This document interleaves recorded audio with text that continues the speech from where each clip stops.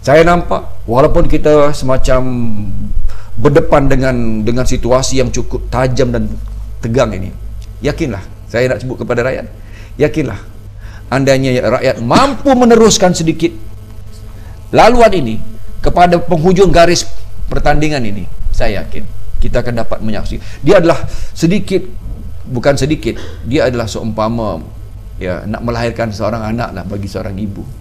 The pang of delivery lah dalam bahasa Inggeris, dengan izin lah, ya, kesakitnya untuk melahirkan seorang bayi itu.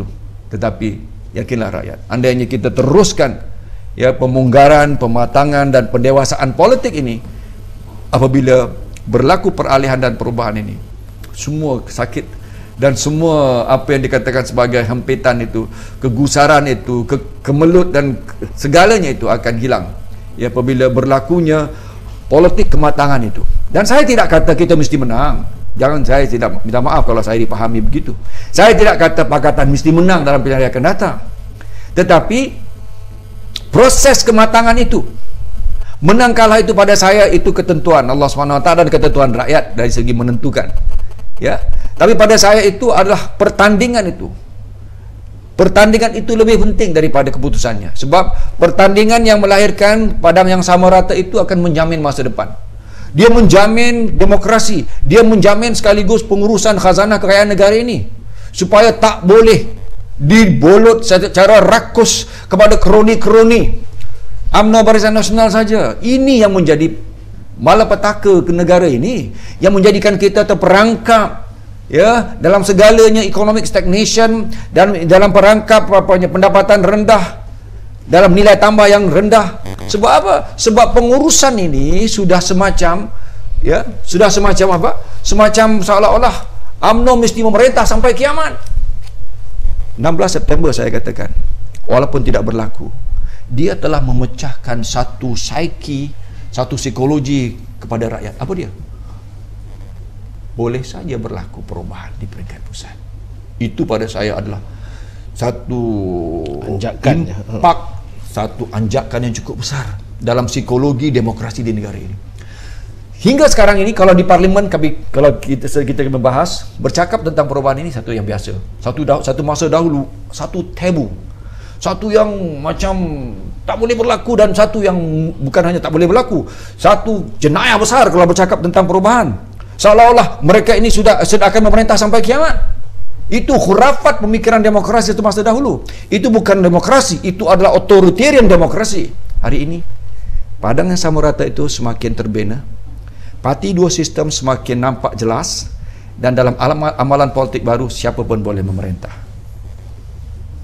Dan kita lihat ya seperti mana yang dalam retorik Perdana Menteri dalam ucapannya mengatakan bahawa kononnya Melayu ni adalah benteng UMNO lah benteng terakhir mempertahankan hak dan juga kepentingan orang Melayu. Tapi apabila kita melihat apa yang terkandung di dalam Belanjawan 2011 ya, bagaimana Sabah dan Sarawak sebagai dua negeri Bumiputera ya, bukan Melayu dan Bumiputera, hanya mendapat 10 bilion, 9.55 bilion sebenarnya, berbanding dengan di Semenanjung 109 bilion.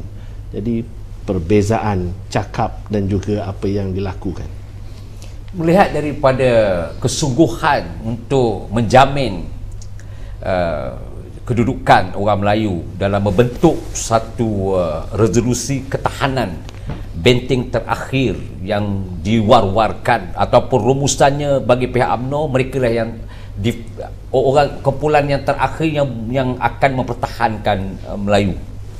Melihat daripada kesungguhan dan kebijaksanaan mereka membuat sesuatu cadangan ataupun perancangan, tidak menampakkan apa yang mereka bicarakan, menjelaskan kepada kita bahawa dalam kelompok kegairahan, kebiasaannya UMNO akan berbabit dada mengatakan mereka adalah kumpulan yang terakhir yang diberikan amanah, diwajibkan beri amanah untuk mempertahankan kedudukan Melayu.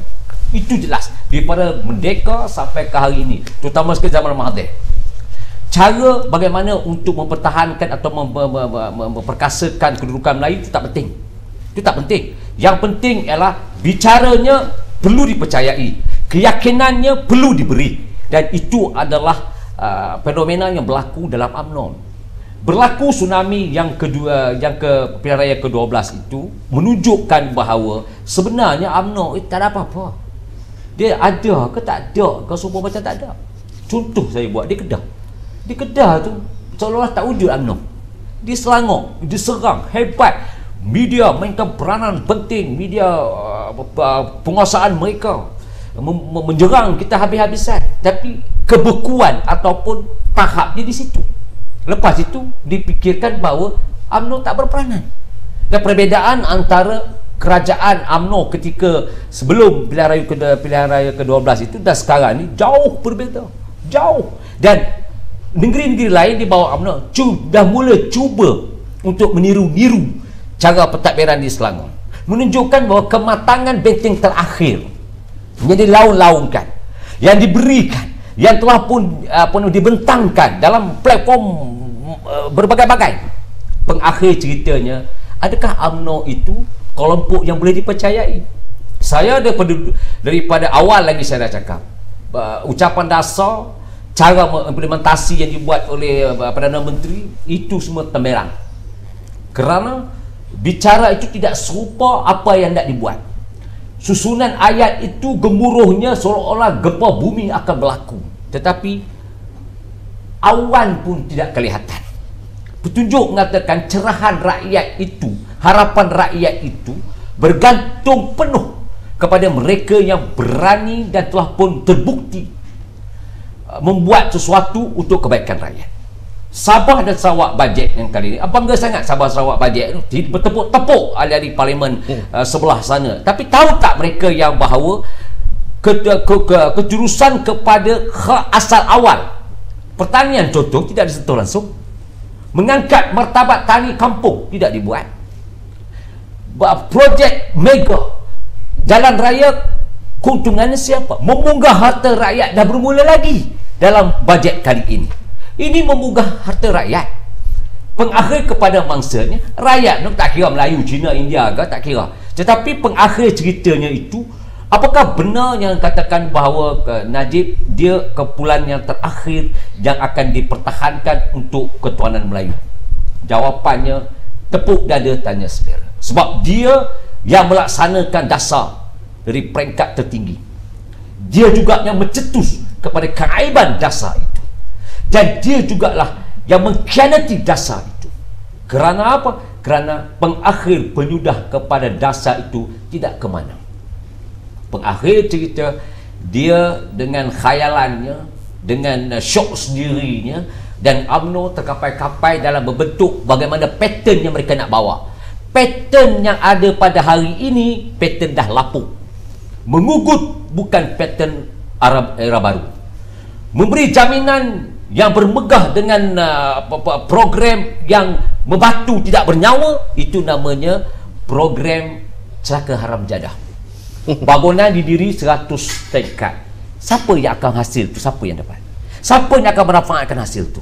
Dan siapa yang akan diberi untung atas hasil tu? Sebagai contoh KICC, berapa Melayu yang dapat dalam projek KICC itu sendiri yang menjana ekonomi untuk bangsanya?